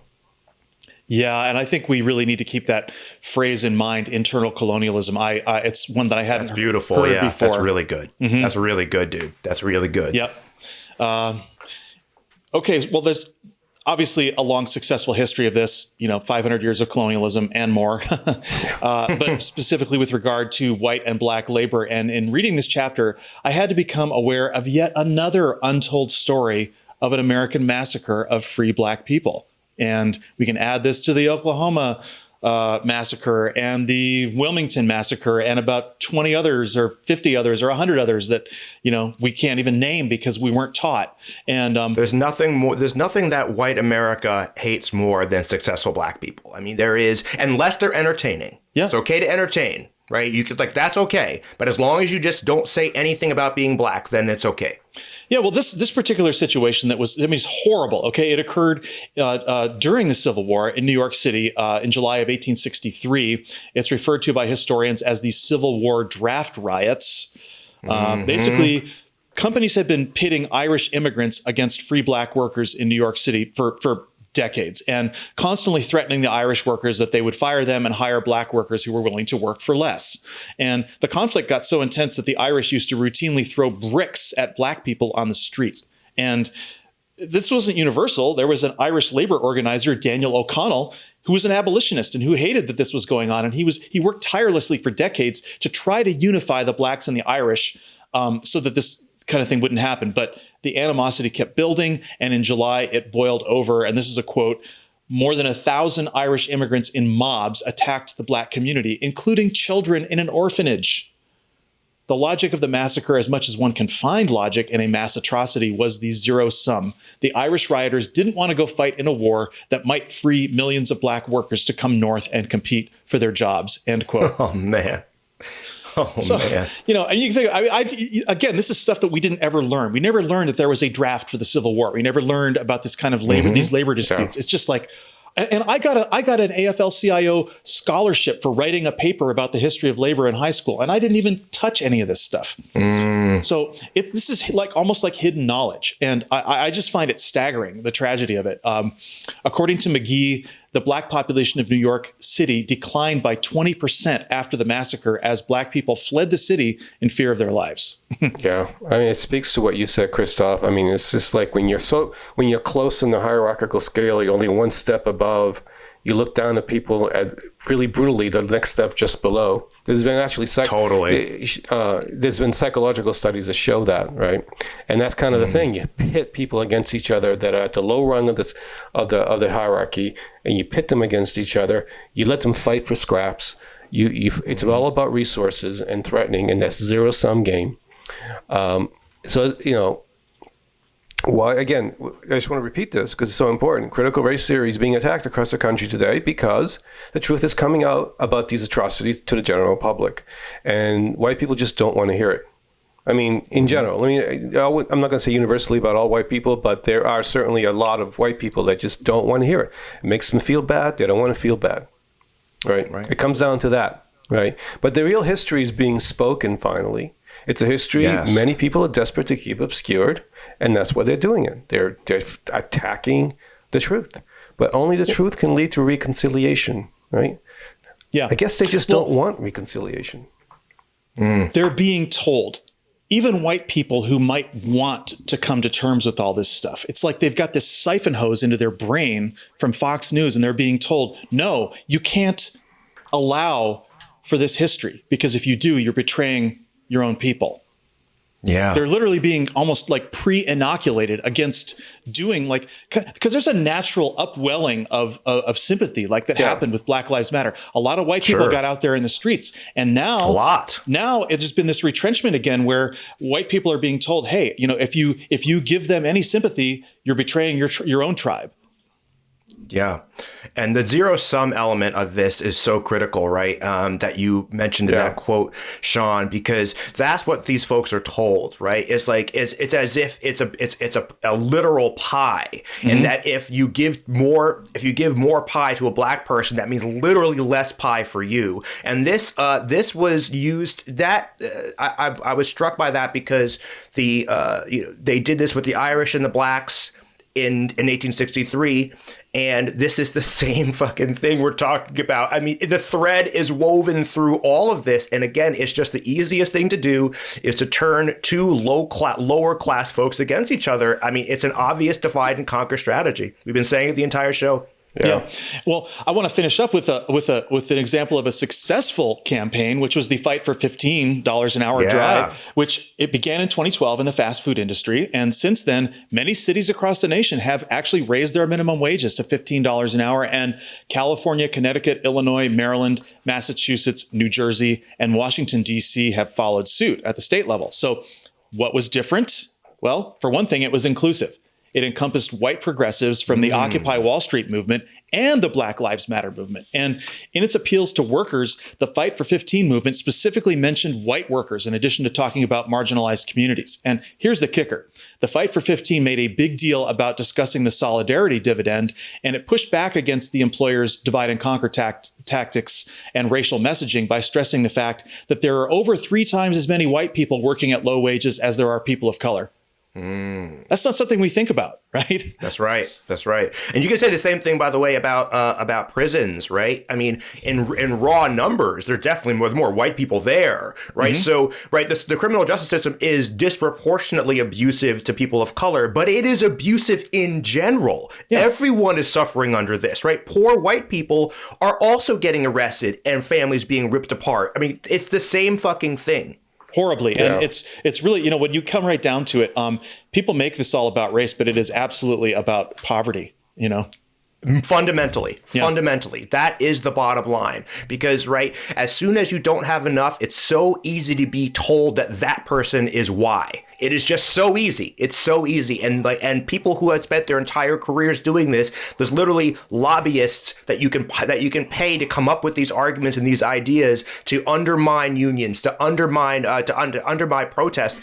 This is something that we have been living with for a long time. Yeah. And it's almost like these lobbyists, these people, they've designed these mind worms. They're like evolutionary mind worms that go right to the core of people's worst fears and tribalism. Exactly. And so Fight for 15 successfully pushed back against that and created a movement for lasting change in terms of raising minimum wages. And it's a huge win. It has no doubt lifted millions of workers out of poverty already. And I want to read another quote from a white woman who changed her position on raising the minimum wage and defied her racist programming. And this is really profound, actually. So here's the quote. Bridget is a white woman whose Irish ancestry shows up in her reddish hair and whose Missouri accent is slight but unmistakable to those who know how to listen for it. She has 3 children and has worked in fast food for over a decade. Like Terrence, she was an honors student with college potential, but she had to drop out to support her family when her mother got sick. When Bridget was first approached by a coworker at Wendy's about joining Stand Up KC, she was skeptical to say the least. I didn't think that things in my life would ever change. They weren't going to give me $15 to a fast food worker. That was just insane to me. But she went to her first meeting anyway. When a Latinx woman rose and described her life, 3 children in a 2-bedroom apartment with plumbing issues, the feeling of being trapped in a life where she didn't have any opportunity to do anything better, Bridget was moved. I was able to see myself in her. And at that point, I decided that the only way we was going to fix it is if all of us came together. Whether we were white, brown, black, it didn't matter. For Bridget to see herself in a Latinx worker was a breakthrough. She admitted, when I first joined the movement, I had been fed this whole line of these immigrant workers are coming over here and stealing our jobs, not paying taxes, committing crimes, and causing problems. It was classic. Yeah. It was other white people in my family who believed these kind of racist ideas, us against them. But she said she saw her bosses at Wendy's target Latinx workers, falsely promising them a raise if they didn't join the strikes. They knew that if our Latino workers joined with our black and white workers, that we'd have our strength in numbers and that we was going to win. Since joining Stand Up KC, Bridget's worldview has changed. In order for all of us to come up, it's not a matter of me coming up and them staying down. It's a matter of, in order for me to come up, they have to come up too, because we have to come up together. Because honestly, as long as we're divided, we're conquered. The only way that we're going to succeed is together. End quote. And that is a really beautiful quote and a beautiful success story for the fight for $15 an hour. I want to move on now to our final section about worker safety in non-union facilities. But before we do, I want to give you both a chance to comment on what I just read. I'll just say briefly, powerful, man. Like that is the sort of, we need to savor those wins, right? Because we will be losing most of the time, right? Like that is the nature of the fight that we're in. Right. So when we do have these wins, and these are inspiring, man, it's inspiring. And it also just undermines this whole idea that if you raise the minimum wage to $15 an hour, that suddenly everything that companies are not going to be able to afford to do X, Y, and Z, and they're going to go offshore. What ends up happening is that it just creates a new normal. Yeah. And it creates a new set of instructors, a set of incentives. And as we know, corporations are like hyper logical organisms. They respond directly to financial incentives. And so if you change the rules, they will change the rules. They will change how they do business. That's what happens. Yeah. And everybody else is having to do it too. Right? That's the key across the board. Right. Across the board. It's an encouraging story. It's a human story. It reminds me of the show we did this summer of the Show Me a Hero. Remember that a white older woman who began to empathize and then work to help new black residents transition into Yonkers? That same kind of story of redemption is really a beautiful and important story to tell, right? And that's what's really good about it. But again, to take a step back, it's not so much the raise in pay from abject poverty to simply poverty that's good here, right? Because that's really where we're at. The $15 an hour raise is fighting for being a functioning poor person rather than a destitute person, right? For a lot of these workers who happen to be people of color, by the way, right? The logic of capitalism is it's impersonal. It's maximizing ownership of capital for the purpose of enriching those who own the companies, the stockholders, right? In the 19th century, before intervening institutions like the state and unions check some of this power of capital and finance, workers made just enough wages to subsist, right? If everyone, including children, worked under terrible conditions and no one lost an arm to a machine, a family could survive to be workers. That's essentially what it was. This is well documented, right? Sure. As the state recedes from regulating capital, as union membership goes down, wages are going to naturally seek to return to that level of subsistence. Yes. That's what happens. So the term wage slave is not metaphorical in this case. It's very actual. The really great thing about this $15 an hour fight is that it shows that we can have solidarities across cultural lines in 2021 in America under siege by right-wing identity politics of fear and division. That's the good thing. It is still what we need to do most, and it's really good to see it actually succeed. That's about all that can be said. $15 an hour isn't going to make anybody rich, but it's certainly, and it's going to at least allow them to have the basics. So progress. Yeah, it's progress. So we'll take it. All right. Well, final section, and this is going to be fairly brief because we're getting close to our time limit here. But I want to talk about the tornado, the Amazon warehouse, the scented candle factory, and the Triangle Shirtwaist Fire. A lot of people think that labor unions are only about wages, but there are a lot of other things that unions do for workers, not the least of which is establishing work rules, wage and hour protections, and safety standards that protect the employee. For example, most employees are now protected by overtime laws, requirements for regular breaks, mandatory minimum turnaround times between shifts, sick days, and paid holidays. Even the weekend owes its origin to labor unions. Many of the worker protections that now exist in federal and state laws were originally fought for by unions at great cost. It's not an exaggeration to say that people died fighting in the streets for workers' rights that many people now take for granted. Countless workers also died from severe injuries, being mangled in equipment, or suffering falls or burns in manufacturing plants due to the lack of safety standards. We can trace the existence of the Occupational Safety and Health Administration, or OSHA, and workers' compensation that pays medical expenses and lost wages for workplace injuries to the efforts of 20th century labor unions. Sadly, we keep finding out in the 21st century that these hard-won protections are under serious threat. Our largest employers like Walmart and Amazon and Tesla have successfully locked out unions, and the horror stories keep pouring out of these companies. Unpaid overtime, rampant sexual harassment, being forced to work while sick, which was a big problem during the COVID-19 pandemic. So as we've said before, only 10.8% of American workers are now represented by a union, and the results are not pretty. Wage theft amounts to billions of dollars each year, and most of that theft victimizes the very lowest paid workers. If employees try to push back and collect what's owed to them, they often face sanctions, maltreatment, or just getting fired. They don't have time or money to pursue legal action or government enforcement. Half the time, they don't even know what to do. So the problem festers. Now, when a union is involved, management will think twice about stealing from a worker or violating work rules because they know that unions have deep pockets. They can bring lawsuits. They can report violations to exactly the right regulators that will bring punishing fines against the offending companies. They can also threaten to go on strike if grievances aren't addressed, or just go on strike. A single worker doesn't have any of these options. Unions used to act as a check and balance on corporate power, but with only 10.8% union representation, corporations have massively regained the upper hand. And sometimes corporate violation of what should be common sense work rules turns deadly. In Edwardsville, Illinois, 6 workers in an Amazon warehouse died on Friday, December 10th, 2021. That's just last Friday. And many more were injured because the company failed to evacuate a warehouse after a tornado warning. They had more than 24 hours notice of severe weather and a full 22-minute warning that that specific tornado was on its way. Plenty of time for employees to stop work and leave. But that's not what Amazon's managers decided to do. They claimed they told people to shelter in place and, quote, save many lives. But workers were still trapped in the building when the tornado hit. And apparently there's no specific OSHA rule that requires employees to stop work in such situations. And I can only wonder how this would have been handled had there been a union shop steward on the floor. Okay, it's not even something we think about, the idea that there should be a union shop steward everywhere because, looking out for the workers.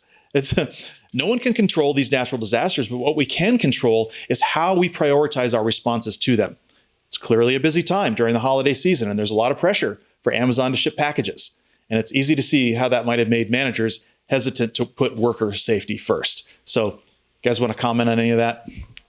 Oh, well, it's pretty clear. I mean, I think that if there had been a shop steward, they would have evacuated. I think there would have been rules. There would have been safety rules. Not only have the existing rules been weakened, but the other workaround for corporations has been temporary workers and the gig economy, where if you're not a fully employed person, technically you don't have to abide by any of these rules. Right. That's right. And I don't know what the percentage of temp and gig workers is in the United States, but it's pretty damn high at this point. That's a whole other nightmare. Oh my God.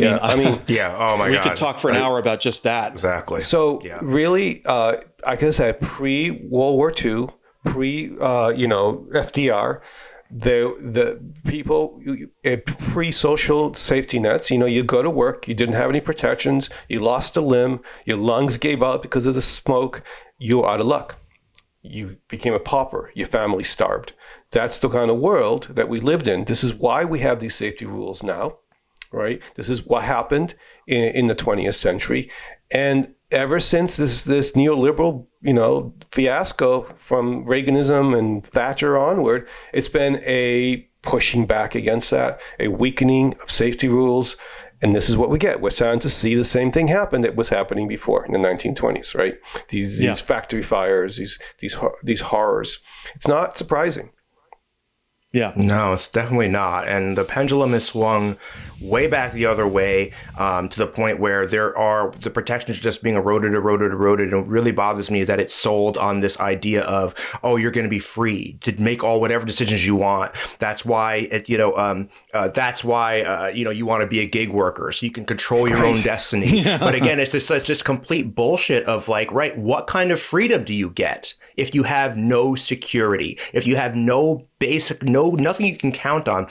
And by the way, corporations have been getting away with putting workers into independent contractor category for a very long time. This has been a trend that's been going on in employment law for a long time. I'm not going to get into the independent contractor conversation because that's, like you said, Sean, a big one. But these workarounds, like the rise of the gig economy and the independent contractor trend is crystallization of what happens when corporations are able to do whatever they want without any rules. 75% of education, higher ed courses are taught by contractors now. I've heard this. Yes, I've heard this.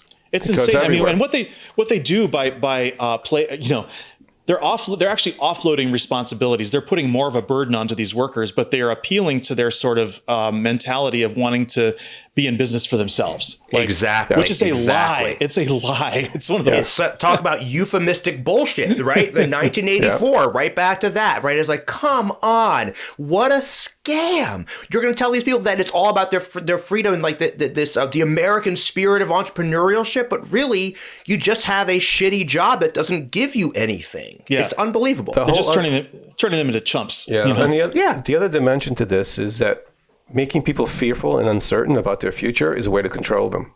I mean, absolutely. Very specifically, great right? Great so you don't want to have comfortable and safe workers because then they'll want their rights, right? Yeah. Literally. I mean, this is strategic, right? It's not just incidental. Well, I have two more examples to discuss of deadly workplaces, one from the more recent spate of tornadoes in the U.S. and a final one from a century ago in New York City. And working conditions at the Mayfield Consumer Products scented candle factory in Mayfield, Kentucky were already problematic before the tornado hit on December 10th, 2021, and claimed the lives of 8 workers. The plant employed a mix of vulnerable and disadvantaged workers already, including several prison inmates at low wages. Where have we heard this before? Unbelievable. Work rules at the plant were structured to penalize absenteeism such that when the tornado warnings flashed onto workers' phones, they were forced to make a decision between their safety and risking financial penalties or loss of their jobs. A few workers left the plant anyway, but the rest stayed. And I'm going to read a quote from this article about this tragedy.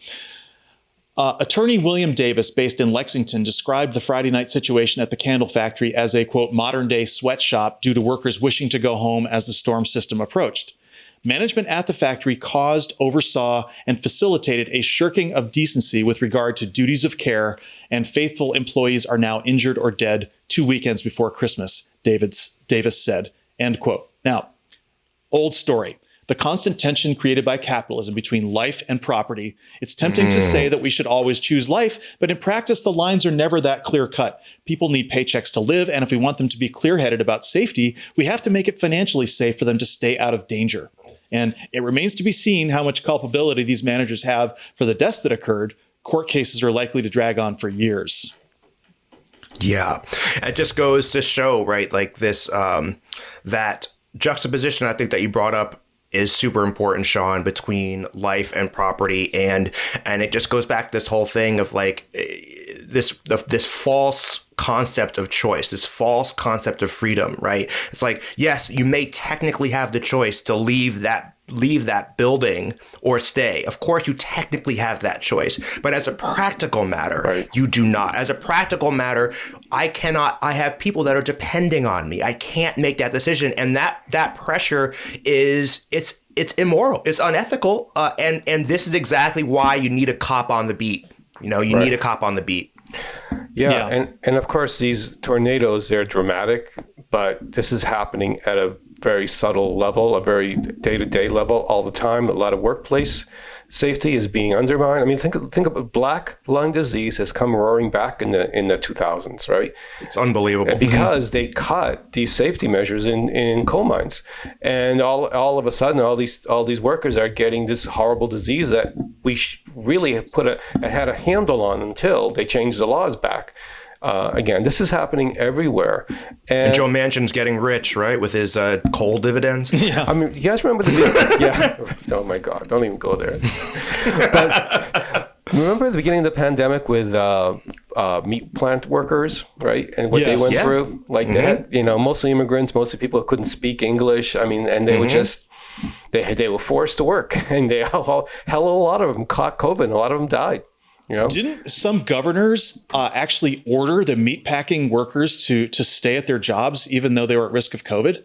I think that happened. Is that right? I don't know. I think that happened. I think governors signed executive orders ordering these meat packing workers to stay on the line. I mean, it's unbelievable.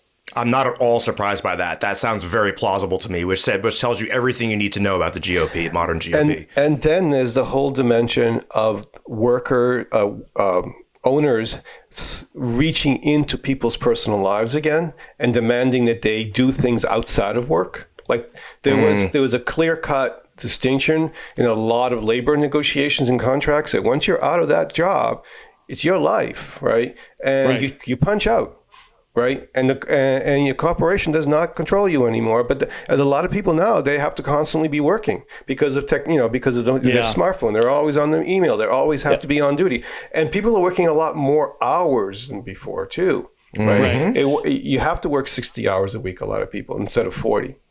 And this is something that changes. It's been addressed in Europe. They've passed some laws now saying that your employer legally cannot contact you outside of working hours on your phone. So that's a pretty new thing that's happening where they're really starting to draw those lines. But that ain't not happening here. No. But I want to just finish up here with this, quintessential example of corporate hostility to human life, which is one of the worst industrial disasters in U.S. history, which was the 1911 Triangle Shirtwaist Factory fire in New York City. 146 garment workers lost their lives because the owners had locked the doors of the factory to prevent absenteeism and to protect their property. It's the same old shit. And these were, mind you, 146 women and girls, some of them very young girls, killed in a fire because the exits were locked. I mean, we think we can't imagine such a thing taking place today, but is the situation in that Mayfield candle factory really that different? People stayed in the factory because they feared if they left, they would starve or be homeless. The locks were not on their doors. The locks were on their minds. Yes. And this is this internal colonialism that you're talking about, But getting back to the Triangle Shirtwaist Factory, the two owners, Max Blank and Isaac Harris, they escaped with their lives by running to the roof of the building while many employees on the lower floors jumped to their deaths. And this is outrageous. Blank and Harris also escaped manslaughter charges, and they only received lenient fines of $75 per victim, which were more than covered by their fire insurance settlement. So it didn't cost them a dime. And by the way, I read somewhere else that one of these guys was caught locking the factory doors again, like years later. Oh my God. Yeah. Why would he have learned? He didn't have to pay any consequences. Accountability, right? Accountability. Trump is a great example of this, right? This is why anyway. This is why I don't want to go down that road you can't either. let people get away with shit. So you can. But in the case of the Triangle Shirtwaist Factory fire, the injustice of the situation ultimately led to the founding of the International Ladies Garment Workers Union, which still exists today. Frances Perkins, who was an eyewitness to the tragedy, became the U.S. Secretary of Labor 22 years later. And the fallout from the disaster led to the creation of numerous government and private safety boards and the drafting of new regulations requiring exits and fire extinguishers and stairwell access, as well as limiting the number of allowable working hours. But if if you're in a building and you see exit signs and you see fire extinguishers and you see fire hoses and you see, stairwells, that's because of those women who died. And it's because we learned our lessons collectively and our system responded with reforms over a century ago. And now for new generations of American workers, it's back to the bad old days. And I'm left to conclude that the lack of unionization for 90% of American workers has led and can't help but to have led to much greater odds of low wages, poor working conditions, abuse, injury, and death. So If anything, the battle for renewing workers' rights is just heating up. Already, the lingering effects of pandemic deaths among the workforce, combined with the great resignation of 2021, has led to a much tighter labor market and upward pressure on wages.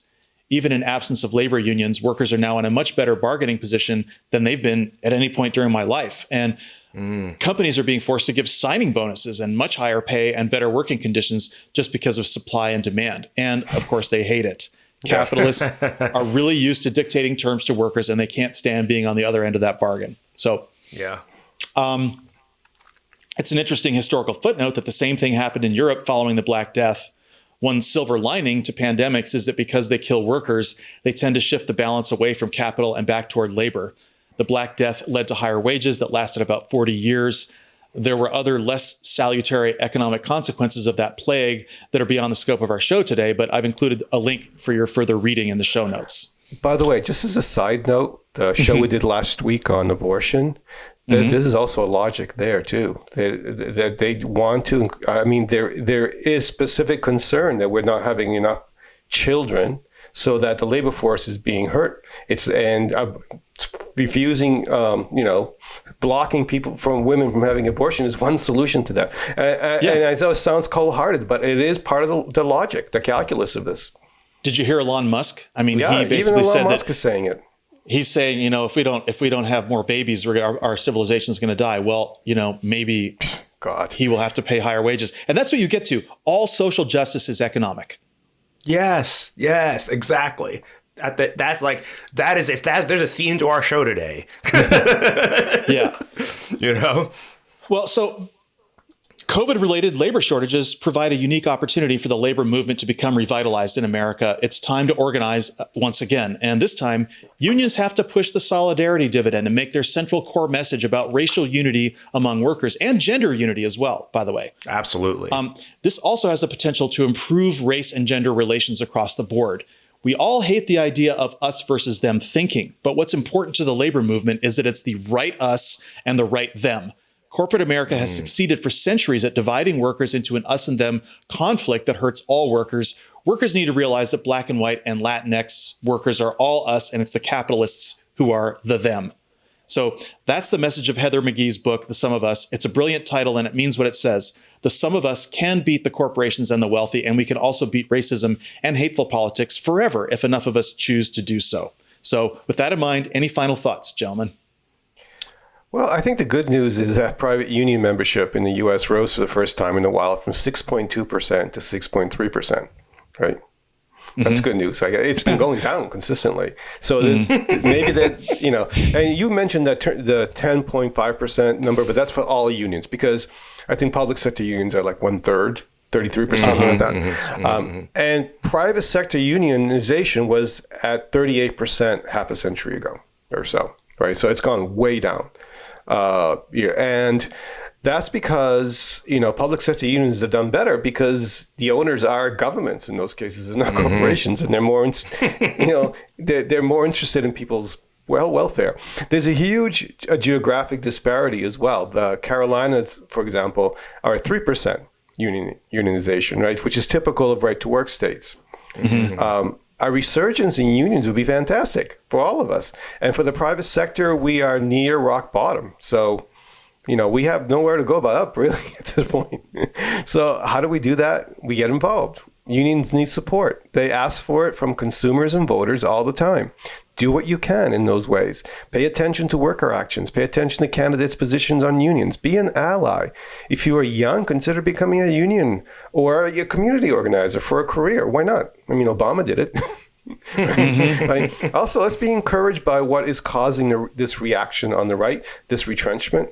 It is extremism fueled by meaningful social change and progress, right? The reason we're seeing right-wing populist white male Christian identity politics is because the evolution of humanity is towards inclusiveness, universality, and away from religion. This is your Arc of Justice quote, Christoph, right? If America could form culturally diverse unions in the past, which it has. I mean, there was a lot of problems with unions and racism. Let's not sugarcoat it too much. But there was also a lot of great examples of unity. And if we could do it in the past, earlier in this progressive evolution, we can certainly do it now. There's hope.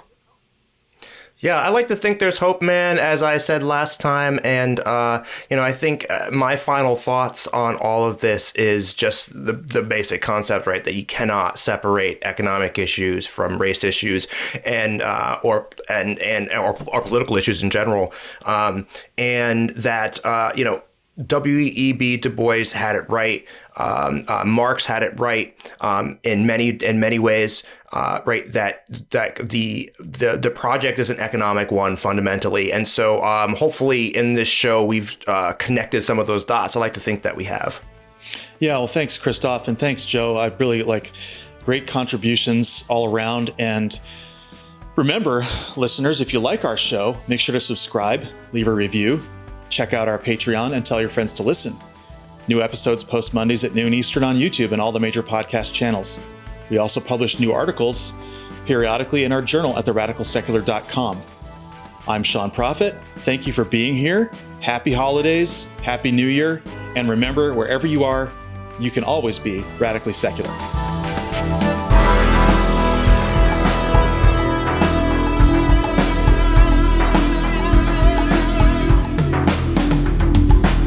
The Radical Secular Podcast is written and produced by Christoph Defoe, Sean Prophet, and Joe Okipinti.